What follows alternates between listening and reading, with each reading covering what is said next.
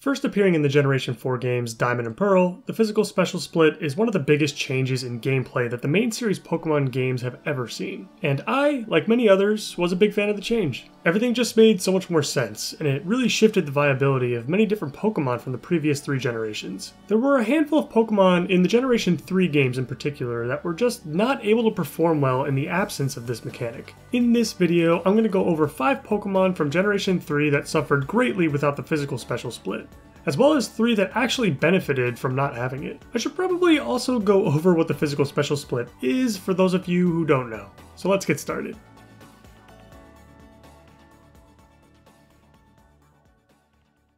Now, for those of you that may not know, the physical special split was an evolution of how Pokemon utilized their offensive stats. See, before Pokemon Diamond and Pearl, every single type in the entire game each operated off of either the Pokemon's physical attack stat or their special attack stat. A great example to describe how this works is the Dark typing, which came out in Generation 2. For all you young whippersnappers out there whose first games were Diamond and Pearl or Black and White, you probably decided to give Pokemon Emerald a spin for the very first time, caught a Magikarp early, evolved it into a Gyarados because Gyarados is freaking awesome, and then you started to play with him for a bit. And over time you may have started to wonder, wait, why is Tackle dealing more damage than Bite? A 35 base power move deals more than a 60 base power move in this situation because Bite is a Dark type move, and Dark type moves before Generation 4 were always based on the Pokemon's special attack, not their physical attack. And for those of you who don't know, Gyarados' special attack stat is less than half of his physical attack stat, and that is why this happens.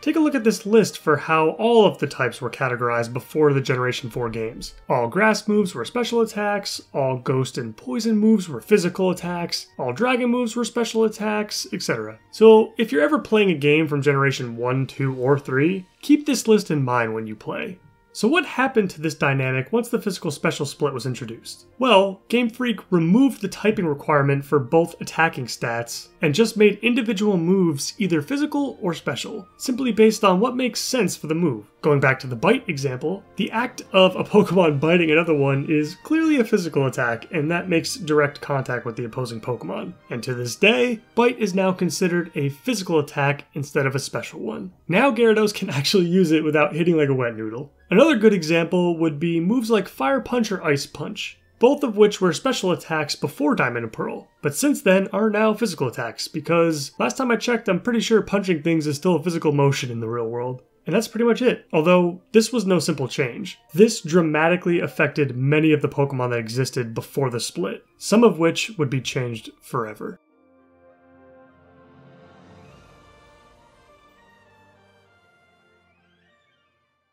Now that we've gone over what the physical special split is and what it has done for these Pokemon games, let's take a look at some of the Pokemon that suffered the most before it was implemented. What better way to kick off this list than with the Pokemon we just talked about? Back in Pokemon Ruby, Sapphire, and Emerald, Gyarados was still a fantastic Pokemon. It still had Intimidate, it still had massive stats, and you still got him ridiculously early. But that moveset, holy shit, the moves he learned in those games via level up were hot garbage. The worst it's ever been for him. The attacking moves in this list aren't very good to begin with, but what adds insult to injury here is that Bite, of course, is a Dark type move, and that means it's a special move in this game. I was not kidding when I said Tackle will deal more damage. And by the looks of all the other TMs and HMs you get, you'll be tackling all the way up until you get Strength, and then strengthening your way until you get Earthquake or something. Super late in the game, by the way. Waterfall and Dive are also special moves in this generation, remember, so there's no help there either.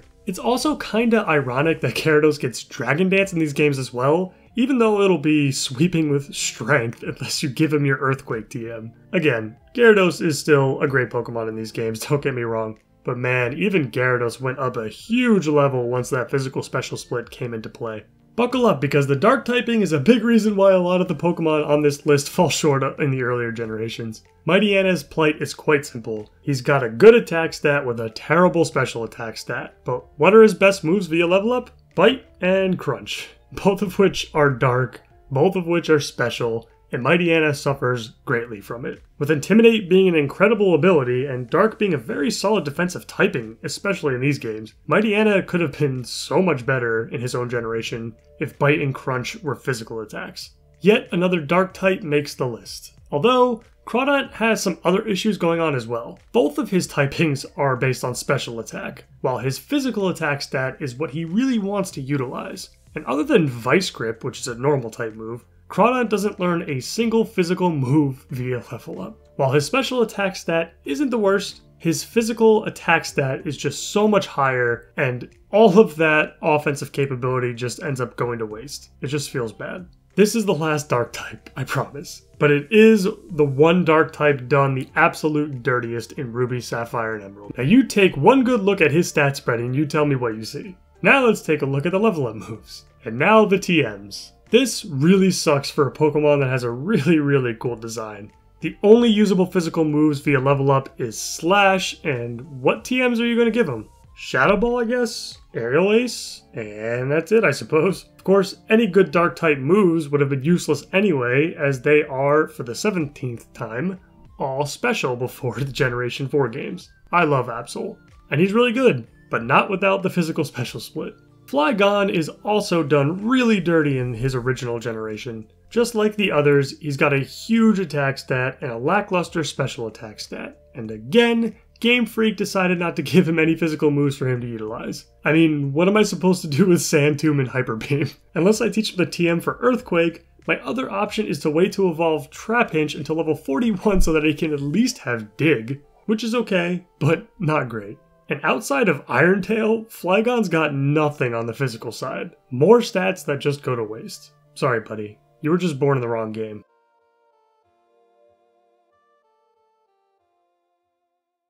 For the most part, the majority of older Pokemon that went through the physical special split saw improvements in their performance. But there were actually a few that got worse because of it. Let's go over some of the Pokemon that actually thrived before the physical special split. While there weren't too many ghost types hovering around the earlier generations, Banette was a particularly unique one, in that his primary offensive stat was actually physical attack, not special, which was very abnormal for that typing. This helped Banette out a lot in the Generation 3 games because Ghost was a physical typing back then. Out of all of the Ghost types back then, he was the one that would hit the hardest with Shadow Ball, and that alone boosted his performance significantly. Once we cross over into Diamond and Pearl, Banette would no longer have a stab Ghost type move that was physical, and would have to rely on physical Dark type moves instead like Fan Attack and Sucker Punch. Overall, I just thought it was a step down. So this just doesn't go for Crobat, but really for all poison types honestly, especially in Ruby, Sapphire, and Emerald. Poison was a physical typing before the physical special split, and that gave poison types access to Sludge Bomb before it became a special move. A physical 90 base power move with a 30% chance to poison. On a Crobat especially, it was just so good, and most other poison types relied on their physical attack stat back then anyways. Crobat is always good in any game, but with both of his typings fueling his physical attack stat, man, he was something else back in Gen 3. Finally, we actually get to talk about a starter in Sceptile. Super fast and hits really hard, especially if you can set up Overgrow. But as far as his moveset goes, we all know that Sceptile basically does one thing and one thing only: Leaf Blade. Leaf Blade is obviously super powerful and very useful to have on most grass types if you can get it. However, in later generations, it is considered a physical move, and that is just not what Sceptile is looking to do. However, in his original game, all grass type moves are special, including Leaf Blade. When you're a one-trick pony, boy, that trick better work wonders for you. And luckily for Sceptile, using Leaf Blade in the generation he was born in can carry him all the way home. And with that, this video is now over. I think we can all agree that the physical special split was a good idea overall, and really improved the way a lot of Pokemon utilize their moves. I'm just glad that my Gyarados can learn Bite now upon evolving, and I don't have to be sad about it anymore. Please like the video and subscribe to the channel if you enjoyed it, and let me know in the comments if you have a favorite Pokemon that got better or worse from the physical special split. That's it from me. I'll see you next time.